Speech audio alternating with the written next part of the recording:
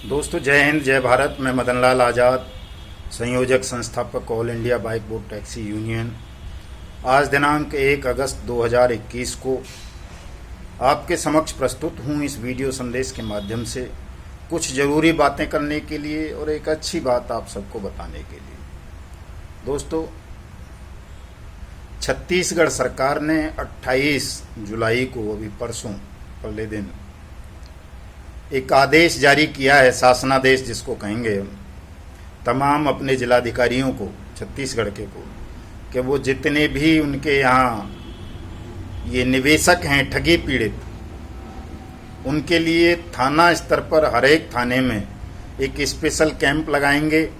जिलाधिकारी एक फॉर्मेट देंगे उनको और उस फार्म को भरवा के तमाम लोगों से लेंगे और सबका पैसा वापस करेंगे। तो ये एक अच्छी खबर है, और लेकिन ये उन लोगों के लिए है जो छत्तीसगढ़ में चल रही थी ठग कंपनीज और वहाँ उनके खिलाफ मुकदमे दर्ज हुए हैं, उनकी प्रॉपर्टी जब्त की हैं वहाँ के एसडीएम और डीएम्स ने, और उनको नीलाम किया है। और बहुत सारा पैसा पिछले साल भी बंटा था, 10.5 करोड़ के लगभग, छत्तीसगढ़ सरकार ने, मध्य प्रदेश की सरकार ने भी। तो ये एक उदाहरण तो बनता ही है, एक एग्जाम्पल, एक रूलिंग बनती है कि ठगी का पैसा वापस मिलता है, सबको मिलेगा। इसलिए किसी भी व्यक्ति को तनाव नहीं लेना चाहिए। लेकिन दोस्तों, ये पैसा ऐसे ही नहीं मिल जाता है ठगी का। ठग इतने शातिर और इतने पावरफुल लोग होते हैं। आप देख रहे होंगे राधा माधव कॉरपोरेशन लिमिटेड के मामले में, कैची पिक्सल के मामले में, और सबसे पहले तो उस पर आ जाओ फ्रीडम मोबाइल वाले मामले पे 2014-15 में जो हुआ था। बहुत बड़ा स्कैम था, 7.5 करोड़ लोगों के साथ लगभग ठगी हुई। लेकिन वो चूंकि छोटी सी ठगी थी, 251 रुपये की मात्र एक व्यक्ति से। लेकिन उसमें आज तक वो आदमी उस मुकदमे में जेल नहीं गया। बाद में उसने दूसरी ठगी की, ड्राई फ्रूट्स बेचने वगैरह की, विदेशों में आयात निर्यात का धंधा किया, उसमें वो जेल गया। लेकिन हमारे दोस्त जो जल्दबाजी में रहते हैं कि जल्दी करोड़पति बन जाएं और जल्दी उनको सब कुछ मतलब त्वरित प्राप्त करने की जो मेंटलिटी है हमारे लोगों की, हमारे देश के लोगों की, उसका फ़ायदा ये ठग लोग उठाते हैं। उस फ्रीडम मोबाइल वाले मैटर में एक भी मुकदमा दर्ज नहीं हुआ, एक भी एफआईआर। और उसने कितना वो दबंग था या शातिर था। शातिर तो इसलिए कहेंगे कि उसने जो है देश के 7.5 करोड़ लोगों को मूर्ख बना करके उनसे पैसा ऐंठ लिया ऑनलाइन। और दबंग इसलिए कहेंगे, ताकतवर पावरफुल इसलिए कहेंगे कि उसने सीधे सीधे प्रधानमंत्री का फोटो छापा अपनी स्कीम पर और बेखौफ होकर के देश के लोगों को लूट लिया। तो या तो कहीं ना कहीं उसकी प्रधानमंत्री से साठगांठ थी, इसलिए वो बच गया उस मामले में व्यक्ति, या फिर वो इतना शातिर था और हमारे देश की सरकारी agencies, enforcement agencies, police agencies, IB, CBI इतनी कमज़ोर हैं, इतनी लापरवाह हैं कि वो इन चीज़ों को देखती नहीं है कि देश में ठग खुलेआम प्रधानमंत्री की फ़ोटो छापते हैं अपनी ठग स्कीम्स पर विज्ञापन के लिए कि ये प्रधानमंत्री की स्कीम है, ये प्रधानमंत्री मोदी की सरकार द्वारा चलाई जा रही योजना है, इसमें निवेश करो, 1 साल में डबल हो जाएगा, 3 साल में डबल हो जाएगा, 5 साल में आपको घर बैठे पेंशन मिलने लगेगी जीवन भर, ये हो जाएगा, वो हो जाएगा, आपको मकान मिल जाएगा, आपको रोज़गार मिल जाएगा, आपको दुकान मिल जाएगा। तो इन तमाम चीज़ों को कि कौन कौन ठग देश भर में प्रधानमंत्री का फ़ोटो छाप करके लोगों को बेवकूफ़ बना रहे हैं, मूर्ख बना रहे हैं, उनकी मेहनत की कमाई को ठग रहे हैं, हमारी एजेंसीज उनको देखती नहीं हैं या जानबूझ के अनदेखी कर देती हैं। चूँकि ये ठग जो हैं कहीं ना कहीं हो सकता है प्रधानमंत्री से जुड़े हुए हैं। ये आपने फ्रीडम मोबाइल का उदाहरण हमारे सामने है, बहुत सारे और हैं। कौन बनेगा करोड़पति के नाम पर भी आप देखते होंगे प्रधानमंत्री का फोटो छपता है। राधा माधव कॉरपोरेशन लिमिटेड का जो ठग था मितेश अग्रवाल, उसने सीधे सीधे प्रधानमंत्री, खाद्य मंत्री का फोटो छापा। कैची पिक्सल वाला जो अशोक शर्मा था, वो तो इन सब का बाप निकला, उसने सीधे सीधे प्रधानमंत्री का फोटो छाप के लिख दिया कि आपदा में अवसर और घर बैठे रोजगार प्राप्त करें, प्रधानमंत्री के विज्ञापन देखें टीवी पर और घर बैठे 15,000 रुपये, 4 घंटे विज्ञापन देखने के 15,000 रुपये घर मिलेंगे। और इस तरह से उसने अपने लाखों टीवी लोगों को बेच दिए, फ्रेंचाइजी दी, डिस्ट्रीब्यूटर बनाए और लाखों लोगों को लूट करके फरार हो गया। उसमें भी बहुत कम मुकदमे, 2-3 मुकदमे दर्ज हुए हैं अभी तक कैची पिक्सल मैटर में भी। पीएसीएल हमारे देश का बहुत बड़ा स्कैम, 6.5 करोड़ लोग जिसमें ठगे गए, 50,000 करोड़ रुपए की ठगी हुई, उस स्कैम में बहुत कम मुकदमे दर्ज हैं। पहला मुकदमा सेबी ने दर्ज कराया उसके पीएसीएल के खिलाफ। आज भी हमारे जो साथी हैं पीएसीएल के, जो ठगी पीड़ित हैं, वो एजेंट्स के भरोसे हैं, कुछ नेताओं के भरोसे हैं कि वही सब कुछ करा देंगे, घर बैठे उनका पैसा वापस मिल जाएगा।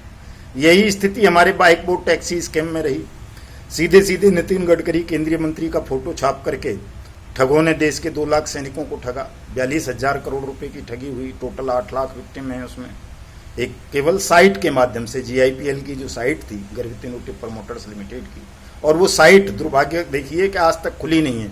उस पर कोई चर्चा भी नहीं होती कहीं कि उस साइट को खोला जाए ताकि लोगों को पता चल सके, सरकारी एजेंसीज को पता चल सके कि वाकई ये कितने करोड़, 1000 करोड़ की ठगी थी और कितने लोग इसमें इस ठगी का शिकार बने थे। लेकिन वो साइट आज तक खुली नहीं। क्यों नहीं खुली? क्योंकि हमारी लोकल पुलिस एजेंसीज को, जो पुलिस एजेंसीज, इन्फोर्समेंट एजेंसीज उसकी जांच कर रही हैं इस मामले की, EOW वगैरह, उनको ये अधिकार नहीं है कि वो अमेरिका या सिंगापुर जाकर के इस साइट को रीओपन करा सकें और सारे आंकड़े हासिल कर सकें। और सरकार चाहती नहीं इस केस को CBI को देना, जबकि सुओ मोटो एक्शन का मामला बनता है, CBI को जाना चाहिए था। CBI के पास जाता, CBI को पावर थी, वो साइट खोलती, सारे आंकड़े, सारे तथ्य सामने आ जाते कि कितने लोगों का पैसा इस कंपनी में ठगा गया है, कितने 1000 करोड़ की ठगी हुई है। लेकिन सरकार उस मामले को दबाना चाह रही है। अभी तक बहुत सारे ठग फरार हैं। विजेंद्र हुड्डा है, भूदेव है, दीप्ति बहल है, धर्मेंद्र है, रतन सिंह भाटी है, और बहुत सारे लोग हैं। नितिन गडकरी भी उसमें अक्यूज्ड है, उसको भी जेल जाना चाहिए। बहुत सारे IPS हैं, IAS हैं, बहुत सारे और एक्स चीफ मिनिस्टर्स हैं, चीफ मिनिस्टर हैं उस वक्त के जब ये स्कैम हुआ। उनसे आज तक पूछताछ को नोटिस तक EOWs नहीं दे सकी हैं, क्योंकि उनको वो अधिकार नहीं है कि एक SI या इंस्पेक्टर लेवल का अधिकारी कैसे एक IAS IPS पे हाथ डालेगा, कैसे एक रूलिंग मिनिस्टर पर हाथ डालेगा।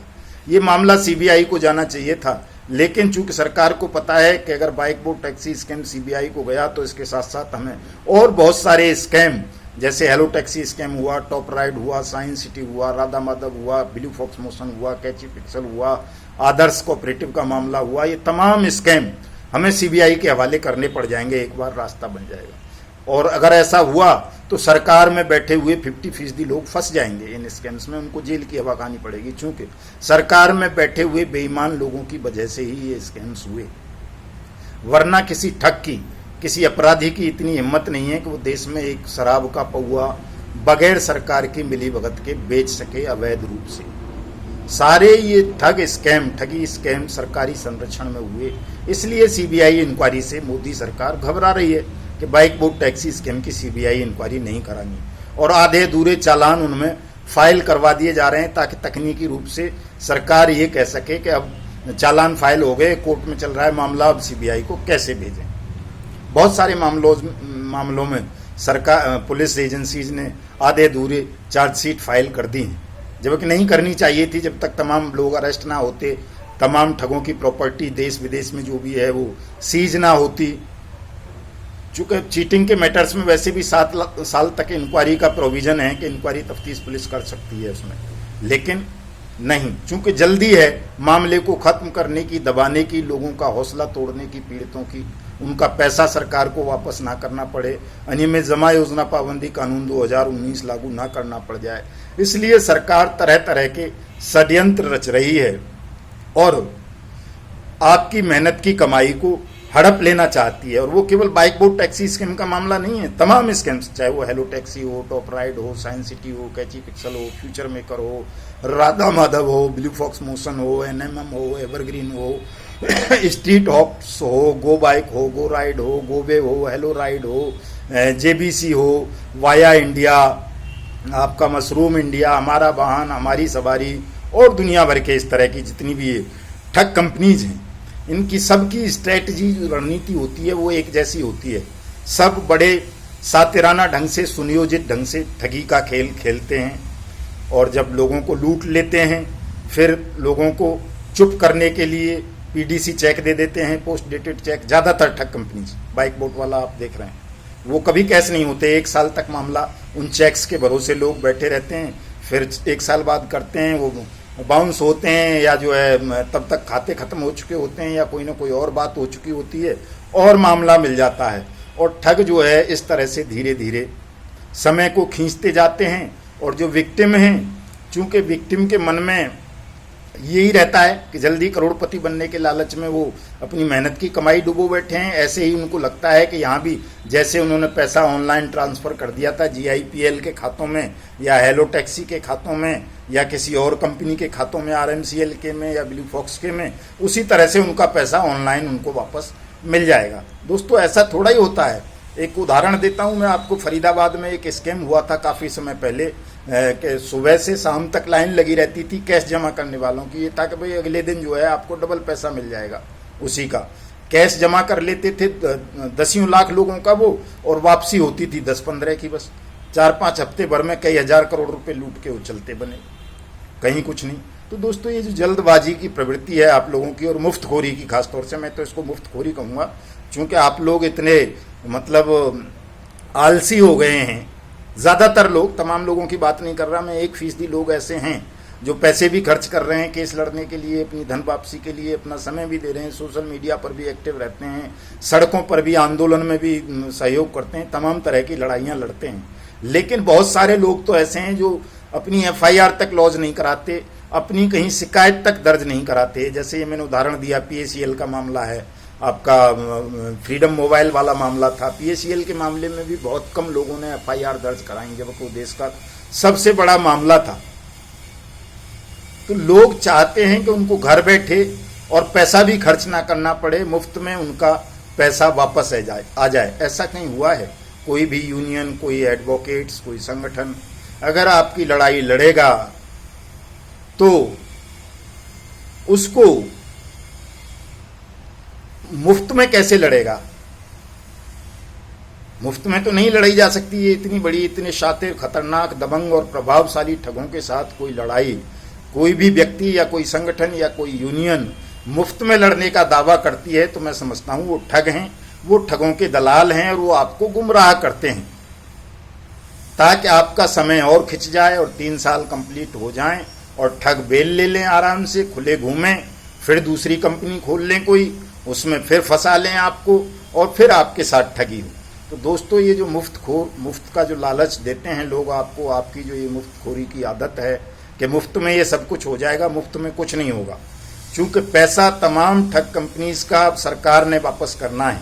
अनियमित जमा योजना पाबंदी कानून 2019 हम लागू करवा के रहेंगे हर हाल में, ताकि तमाम ठगी पीड़ितों को राहत मिले। देश भर में 20 करोड़ लोगों के साथ ठगी हुई है, उनका सबका पैसा उन्हें वापस मिले। उसके लिए बहुत ज़रूरी है नियमित जमा योजना पाबंदी कानून 2019 को लागू करवाना, स्पेशल कोर्ट बनवाना, स्पीडी ट्रायल करवाना। ये हम करवा के रहेंगे, चाहे जो करना पड़े, हाई कोर्ट, सुप्रीम कोर्ट, धरती आकाश एक करने पड़े, धरने, प्रदर्शन, सत्याग्रह, कुछ भी करना पड़े, वो हम करवा के रहेंगे। आप सबके पैसे को वापस दिलाएंगे। लेकिन आप तमाम लोगों को इन दलालों के बहकावे में नहीं आना है जो ये कह रहे हैं साहब मुफ्त में आपका ये काम हो जाएगा। मुफ्त में कुछ नहीं होगा, झूठ बोलते हैं, आपका समय खींच रहे हैं।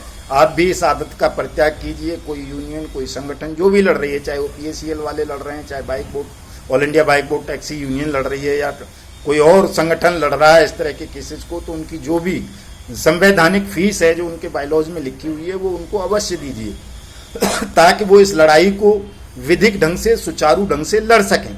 नहीं तो होगा क्या, जो ये लोग फ्री का वायदा करते हैं कि मुफ्त में आपका ये कर देंगे, वो कर देंगे, ये तमाम लोग ठगों के दलाल हैं। ठग इनको पैसा देते हैं आपको गुमराह करने का, तो ये आपको मुफ्तखोरी का लालच देते हैं, प्रलोभन देते हैं, और आप इनके झांसे में आकर के एक दिन ऐसा होगा आप तमाम लोग ठगे जाएंगे। पहले देख चुके हैं, हमारे बाइक बोट मामले में 3-4 सोसाइटीज बनी, कभी कोई सोसाइटी, कभी कोई ऑर्गेनाइजेशन, और उन्होंने मुफ्त सब कुछ करने का दावा किया, लेकिन वो आज तक कोई भी किसी भी हाई कोर्ट में, सुप्रीम कोर्ट में, डिस्ट्रिक्ट कोर्ट में एक एप्लीकेशन तक फाइल नहीं कर सके, अपनी तरफ से कोई एक मुकदमा दर्ज नहीं करा सके।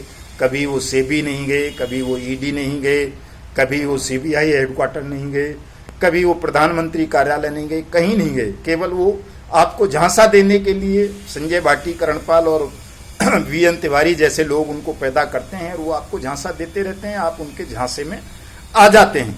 तो दोस्तों, ये आसान लड़ाई नहीं है, बहुत कठिन लड़ाई होती है। मैं भोग रहा हूँ 2-2.5 साल से। वैसे तो मेरा 30 साल पुराना संघर्ष है, 30 साल पुराना अनुभव है इन तमाम मामलों में कि ठग लोग कितने पावरफुल होते हैं, किस तरह से वो झूठे मुकदमे बनवा देते हैं। बाइक बोट टैक्सी स्कैम को लेकर के 2-2, 3-3 मुकदमे मेरे खिलाफ बने, रेप का, डकैती का, और वो किसने दर्ज कराए? कोई संजय भाटी या किरणपाल या भूदेव थोड़ा ही आया।